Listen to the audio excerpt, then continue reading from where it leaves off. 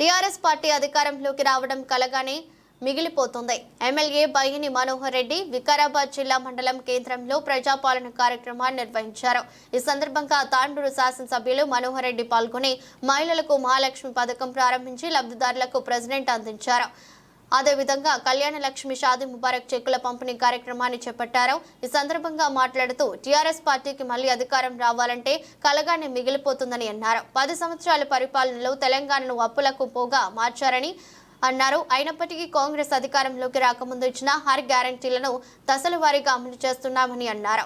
ఈ కార్యక్రమంలో Yalal PSA chairman Surender Reddy, Tandur market committee chairman Balareddy, vice chairman Narsireddy, Yalal మాజీ జడ్పీటీసీ చిత్రాల శ్రీనివాస్, మాజీ ఎంపీపీ కరణం పురుషోత్తంరావు, మాజీ కోఆప్షన్ జిల్లా అధ్యక్షులు Akbar Baba, Tandur market committee director Mogal Appa, Koravani అమృతప్ప, సంఘం హనుమంతు, మండల పార్టీ అధ్యక్షులు భీమయ్య, ఎస్ఎస్ఎల్ మండల అధ్యక్షులు అనంతయ్య, అధికారులు, మండల అభివృద్ధి అధికారి పుష్పలీల, మహిళా సమైక్య ఎంపీఓ ప్రమీల, ఎంపీ ఓ యాదయ్య, పార్టీ కార్యకర్తలు, నాయకులు, మహిళలు పెద్ద సంఖ్యలో పాల్గొన్నారు. వివిధ గ్రామాల నుంచి వచ్చినటువంటి కాంగ్రెస్ పార్టీ కుటుంబ సభ్యులకు, సర్పంచ్, మాజీ సర్పంచులకు, మాజీ ఎంపీటీసీలకు, ఎలక్ట్రానిక్ ప్రింట్ మీడియా సభ్యులకు అందరూ కూడా పేరు పేరున నమస్కారం జరుపుకుంటూ, గతంలో గౌరవ ముఖ్యమంత్రి గారు, గౌరవ మన సోనియా గాంధీ గారు ఒకటే చెప్పి ఉన్నారు, ఆ రోజు మనము కష్టపడి తెలంగాణ ఇస్తే ఆ 10 సంవత్సరాలలో ఎవరికి కూడా న్యాయం జరగలేదు, మళ్ళీ న్యాయం జరగాలంటే నా మాటగా చెప్తుందని చెప్పి ఆ రోజు తుక్కుడ బహిరంగ సభలో 6 గ్యారెంటీలు ఏదైతే చెప్పి ఉన్నదో 6 గ్యారెంటీలు తీసుకొని నేను మీ గ్రామానికి కానీ మన మండలానికి కానీ ఊరు తిరగడం జరిగింది. ఎలక్షన్స్ కొద్ది ముందు గౌరవ సోనియా గాంధీ గారు చెప్పిండ్రు, మన కాబోయే ముఖ్యమంత్రి గారు చెప్తా ఉన్నారు, ఖచ్చితంగా కాంగ్రెస్ గవర్నమెంట్ వస్తే గతంలో ఏ బీద బడుగు బలైన వర్గాలకు సంక్షేమ పథకాలు, ఇల్లు ఇచ్చిన, పింఛన్ ఇచ్చిన, రేషన్ కార్డు ఇచ్చిన గతంలో కాంగ్రెస్ గవర్నమెంటే ఇచ్చింది, రుణమాఫీ చేసిన కాంగ్రెస్ గవర్నమెంటే చేసింది, మళ్ళీ మీరు ఒక అవకాశం ఇవ్వండి, మళ్ళీ కాంగ్రెస్ ఇవన్నీ చేసి చూపిస్తుందని చెప్తే మీరు పెద్ద మనసుతోని కాంగ్రెస్ పార్టీని ఆశీర్వదించి గౌరవ ముఖ్యమంత్రి గారిని, మన పక్కనే ఉన్నటువంటి గౌరవ ముఖ్యమంత్రి రేవంత్ రెడ్డి గారిని ముఖ్యమంత్రిగా చేసిండ్రు. నన్ను తక్కువ కాలంలోనే నన్ను ఆశీర్వదించి నన్ను ఎమ్మెల్యేగా గెలిపించిండ్రు. మీకు ఆ రోజు చెప్పిన ఖచ్చితంగా మీరు గెలిపియండి, మీకు తగ్గట్టుగా నేను పనిచేస్తాను చెప్పిన, మీకు ఒక నాయకుడిలాగా కాదు ఒక సేవకుడిలాగా పనిచేస్తామని చెప్పినాం. మేము గెలిచిన ఎంబడే గౌరవ ముఖ్యమంత్రి గారు మహిళా సోదరుమణులే ముందుండి గెలిపించిండ్రు.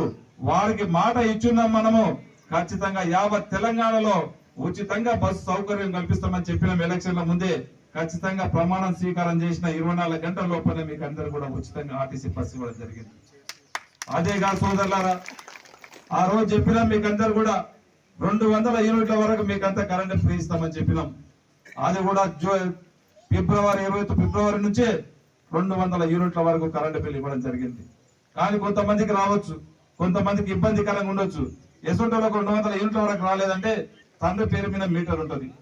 వారు తండ్రి దురదృష్టవశాత్తు ఆయన లేకుండా మరణించవచ్చు, ఆయన మరణిస్తే వారికి తప్ప అది ఉంటే కూడా అలాంటివి మీకు మార్పులు చేసుకోవడానికి కూడా విద్యుత్ అధికారులకు చెప్పున్నాం. తండ్రికి మీ పిల్లలకి ఎవరికైనా ఉంటే అవి మార్పించుకోండి, అందరికి 200 యూనిట్ల వరకు ఉచితంగా మీకు 200 కరెంటు బిల్లు, అది కూడా సౌకర్యం అందరూ కూడా తెలుగు చేసుకోవాలి. ఈ రోజు మీకు ఆ రోజు చెప్పినాం, ఎవరు కూడా గతంలో 500కు సిలిండర్, ఆ రోజు కాంగ్రెస్ గవర్నమెంట్ 400 రూపాయలకు సిలిండర్ ఇవ్వడం జరిగింది. 400 రూపాయలు ఇవ్వడం కాకుండా మహిళా సోదరులకు అందరూ కూడా ఆ రోజు డాక్టర్ గ్రూపులకు కాంగ్రెస్ గవర్నమెంట్ ఉచితంగా సిలిండర్ పొయ్యి కూడా చాలా మందికి ఆ రోజు ఇవ్వడం జరిగింది. గత 10 సంవత్సరాల కాలంలో ఆ వ్యవస్థనే మర్చిపోవడం జరిగింది. ఎవరికి ఇచ్చిన పాపాన అవ్వలేరు, మళ్ళీ వాళ్ళకు మహిళా సోదరులు అనేది గుర్తించుకోవడం లేదు.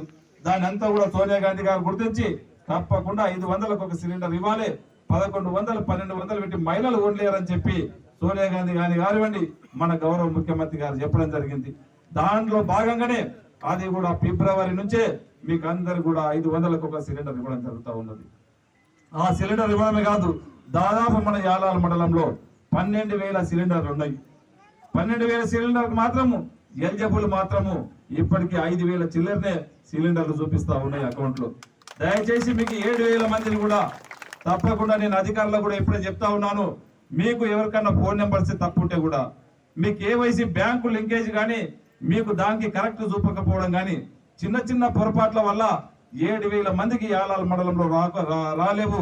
మీకు అందరి వేదిక ద్వారా మీకు చెప్తా ఉన్నాను, ఇక్కడ ఉన్నటువంటి అధికారులకు చెప్తా ఉన్నాను, అవన్నిటి కూడా మీరు సరి చేసుకోండి. 12,000 మందికి 500 రూపాయలకు ఒక సిలిండర్ ఇప్పించే బాధ్యత నేను తీసుకోండి, నేను ఇస్తానని చెప్పి చెప్తా ఉన్నాను. ఈ రోజు 500 రూపాయలు అయితే సిలిండర్ ఉందో మీరు 900 రూపాయలు కానీ 1000 రూపాయలు పెట్టి కొట్టారో మిగతా బ్యాలెన్స్ ఎంతైతే ఉందో 500లకు పైన కట్టినటువంటి బ్యాలెన్స్ అమౌంట్ అంతా కూడా 3 రోజులలోనే మీ అకౌంట్లకు వేయించే బాధ్యత ఒక ఎమ్మెల్యేగా నేను తీసుకొని నేను వేపిస్తాను. దయచేసి మీకు అందరు కూడా ఇలాంటి ప్రొసీజింగ్ ప్రతి ఒక్కరికి కూడా మా సెక్రటరీస్ విలేజ్ లో సెక్రటరీలు వస్తారు. దయచేసి మీ ఇంటింటికి మీకు ఈ ప్రొసీజింగ్ ఇస్తారు. దీంట్లో ఎవరికైనా మీ పైసలు రాకపోతేనే 3 రోజుల్లో రాకపోతే దీంట్లో ఫోన్ నెంబర్ కూడా ఉంది. దయచేసి ఆ ఫోన్ నెంబర్ కి ఫోన్ చేయండి. ఫోన్ చేసిన తక్షణమే 3 రోజుల లోపలే మీ అకౌంట్ లో వేయించే బాధ్యత నేను తీసుకొని నేను వేపిస్తానని చెప్పి కూడా మీకు దయచేసి ప్రొసీజింగ్ మాత్రం మీరు ఒక రేషన్ కార్డు ఏ విధంగా పెట్టుకుంటారో మీరు ఈ రోజు ఆ సిలిండర్ ఇచ్చేటువంటి గ్యాస్ కంపెనీ ఇచ్చినటువంటి ఒక పేపర్ ఇస్తారు. ఆ పేపర్ ఏ విధంగా భద్రపరచుకుంటారో ఈ ప్రొసీజింగ్ పేపర్ మాత్రము ఖచ్చితంగా మా అధికారులు సెక్రటరీలు అందరూ కూడా కలిసి మన దగ్గర ఊర్లలో ఉన్నటువంటి మన లీడర్లు అందరూ కూడా కలిసి మీకు ఇంటింటికి తీసుకొచ్చి ఇస్తారు. దయచేసి ఇంకొకరు కూడా చెప్తున్నాను మా అధికారులకు కానీ మీకు కూడా ఇది ఫ్రీగా మీకు ఇంటికి ఇవ్వబడుతుంది. దయచేసి ఎవరు కూడా 1 రూపాయి ఇవ్వవలసిన అవసరం కూడా లేదని చెప్పి కూడా వేదిక ద్వారా మీకు తెలియజేస్తా ఉన్నాను. సెక్రటరీలు తక్షణమే ప్రతి ఇంటికి తిరిగి ఈ 2-3 రోజుల ఇస్తారు. ఇది భద్రంగా పెట్టుకోండి. ఇది రానోళ్ళు కూడా మీకు ఎందుకు రాలేదు, మాకు కూడా సిలిండర్ ఉంది, దాన్ని అప్డేట్ చేయండి. కేవైసీ ఏదైనా మిస్టేక్ ఉంటే ఆ కేవైసీ కూడా ఫుల్ చేపియండి. అందరికి 12,000 మందికి ఇప్పిస్తాం. ఇంకా 12,000 కొద్ది ఎక్కువ కూడా సిలిండర్లు ఉంటే వాళ్ళకు కూడా ఇప్పించే బాధ్యత, వాళ్ళకు కూడా 500 రూపాయలకి ఒక సిలిండర్ ఇప్పించే బాధ్యత ఖచ్చితంగా మేము తీసుకొని ఇప్పిస్తామని చెప్పి కూడా వేదిక ద్వారా మీకు తెలియజేస్తా ఉన్నాం సోదరులారా. అదే కాదు ఈరోజు ఇంకా చెప్పినాం, రుణమాఫీ చేస్తామని చెప్పినాం. గతంలో కాంగ్రెస్ రాజశేఖర రెడ్డి గారు చేసిన రుణమాఫీ మళ్ళా దేశంలో ఎక్కడ కూడా ఎవ్వరు కూడా చేయలే. మన సాహసోపేతమైనటువంటి నిర్ణయం తీసుకున్నాడు మన ముఖ్యమంత్రి గారు. చెప్పిన మాట కాంగ్రెస్ ఏదైతే చెప్తుందో తప్పకుండా చెప్పింది ఖచ్చితంగా చేస్తుందని చెప్పి ఈ రోజు గత 10 సంవత్సరాల నుంచి ఆ రోజు ధనిక రాష్ట్రాన్ని ఆ రోజు ఉమ్మడి ఆంధ్రప్రదేశ్ గా ఉన్నది. మన తెలంగాణ వచ్చిన తర్వాత ధనిక రాష్ట్రం ఆ రోజు టిఆర్ఎస్ లకు బిఆర్ఎస్ లకు కేసీఆర్ కి అప్పచెప్తే ఈ రోజు అప్పుల కర్మాగారంగా ఈ తెలంగాణని ఒక కుటుంబము రాబందులాగా పీకతిని ఈ రోజు ఒక అప్పుల కర్మాగారంగా ఒక అప్పుల తెలంగాణ లాగా చేసిండ్రు. అయినా సరే దాదాపు 10 లక్షల కోట్లు అప్పులు చేసి ఈ రోజు మనకు వాళ్ళు ఇచ్చింది ఏముందంటే కేసీఆర్ ముఖ్యమంత్రి గారు అన్నప్పుడు ధనిక రాష్ట్రము మిగులు బడ్జెట్ తో మన అప్పుడు ఇస్తే కాంగ్రెస్ గవర్నమెంట్ చేతిలో పెడితే ఈ 10 సంవత్సరాలు కేసీఆర్ టిఆర్ఎస్ పాలించి ఈ రోజు అప్పుల కర్మాగారంగా ఒక చిప్ప చేతిలో పెట్టిండు. అయినా సరే మనము బీదల బలైన వర్గాలకు పాటుపడినటువంటి పార్టీ కాంగ్రెస్ పార్టీ.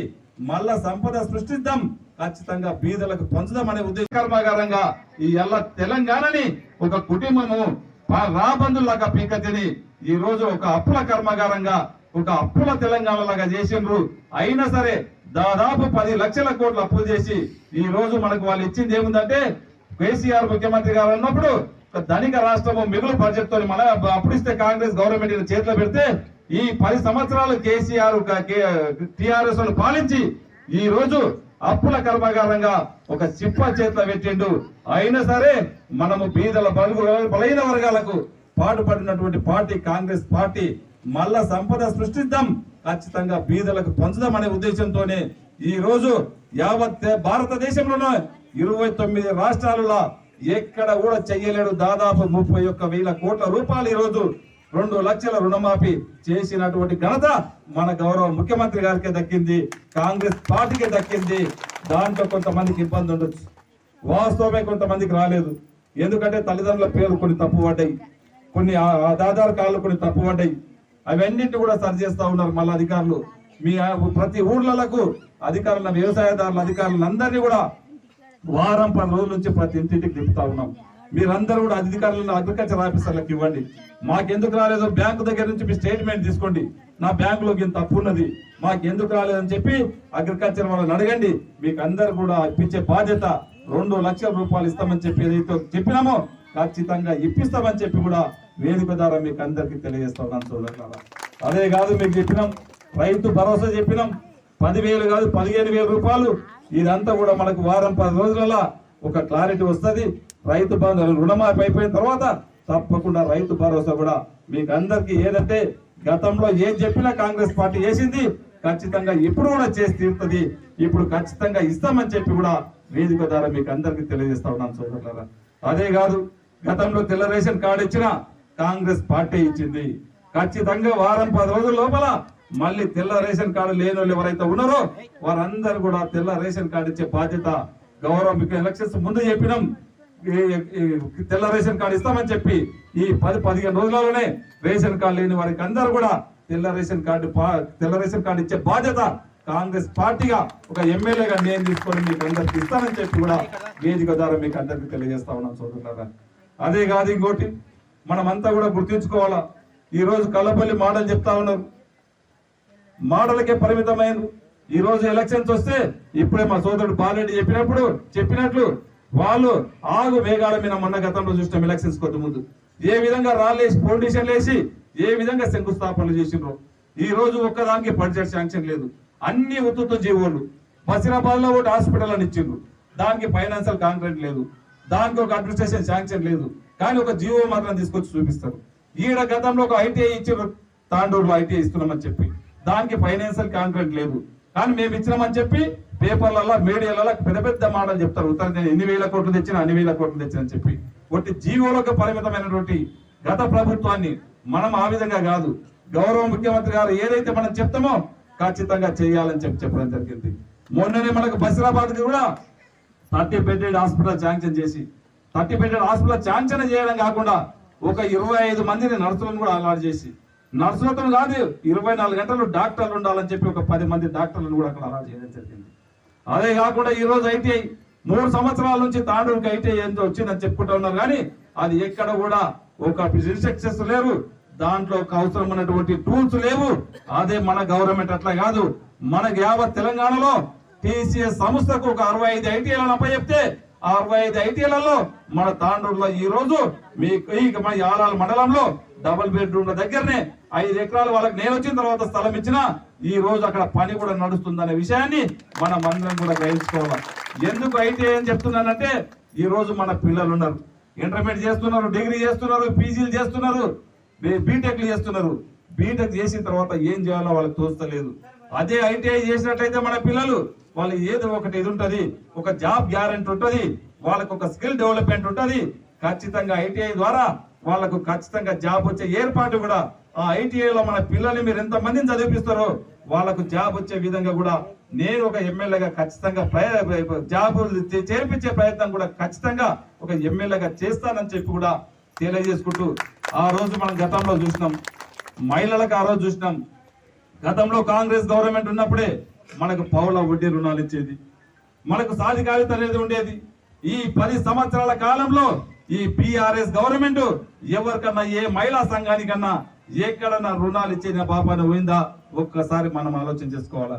అదే మళ్ళీ మన కాంగ్రెస్ గవర్నమెంట్ వచ్చిన తర్వాత ప్రతి మహిళా గ్రూప్ ని స్ట్రెంథెన్ చేయాలా. మహిళలు స్ట్రెంథెన్ సాధికారికంగా వాళ్ళు బాగుపడ్డప్పుడే ఆ ఇల్లు బాగుపడుతుంది, ఆ గ్రామం బాగుపడుతుంది అని చెప్పే విధంగా మన గౌరవ ముఖ్యమంత్రి గారు ముఖ్యమంత్రి అయిన వెంబడే ప్రతి మహిళని లక్ష్యాధికారం చేయాలనే విధంగా ఈ రోజు ఏ స్కూల్లో పని వచ్చినా గానీ అమ్మ ఆదర్శ పాఠశాలని చెప్పి మన మహిళల ద్వారానే మీ ద్వారానే ఎదురు చేయడం జరుగుతూ ఉన్నది. ఈ రోజు ఎక్కడ మీ సేవలు కొత్త సెంటర్స్ ఓపెన్ అయినా గానీ మహిళలకి ఇవ్వాలనే విధంగా మీ ద్వారానే మీకే ఇవ్వాలని చెప్పి మన మండలాల్లో ఈరోజు జుట్టుపల్లి ఒక మహిళా మీ సేవ కేంద్రం ఓపెన్ అయితే కూడా అది కూడా మహిళలకి ఇవ్వాలని చెప్పి మన గౌరవ ముఖ్యమంత్రి గారు ప్రవేశపెట్టి చెప్పడం జరిగింది. రేపు జరగబోయే ఏదైనా కానీ కమిటీలలో కూడా మన మహిళలకే సాధికారితంగా వాళ్ళకే రేపు ఇది చేయాలా, వాళ్ళని రేపు ముందుకు తీసుకురావాలనే ఒక ఉద్దేశంతో ఖచ్చితంగా మహిళలను స్ట్రెంథెన్ చేయాలనే ఒక ఉద్దేశంతో ఈ పార్టీ కంకణం కట్టుకొని ఉన్నది.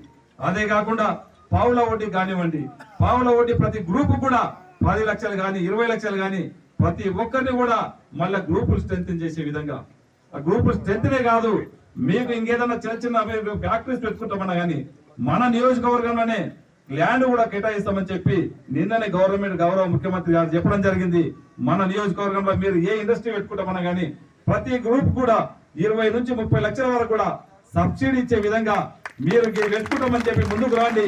ఈ గ్రూప్ నుంచి మాకు దీంట్లో నాలెడ్జ్ ఉంది, మేము ఒకటి ఇస్తరాకుల కంపెనీ పెట్టుకుంటాం, మేము ఒక కంపెనీ టిష్యూ పేపర్ల కంపెనీ పెట్టుకుంటాం, మేము మాకు కుట్టు మిషన్లు మాకు బాగుంటది, మాకు ఇది చేసుకుంటామని చెప్పి మీకు గ్రూపులలో అయితే మీకు ఇంట్రెస్ట్ ఏదైతే ఉంటుందో అది ఇది చేస్తామని చెప్తే మీకు అందరూ కూడా మహిళలందరినీ కూడా స్ట్రెంథెన్ చేసుకోవడానికి నేను ఖచ్చితంగా ఆ పని కూడా చేస్తానని చెప్పి కూడా వేదిక ద్వారా మీకు తెలియజేస్తా ఉన్నాను.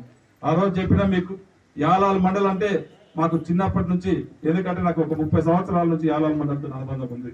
మా దగ్గర ఇక్కడ రైస్ మిల్ ఉన్నప్పటి నుంచి ప్రతి గ్రామము, ప్రతి ఊరు, ప్రతి ఒక్కరు కూడా రైతాంగం మనకు తెలుసు.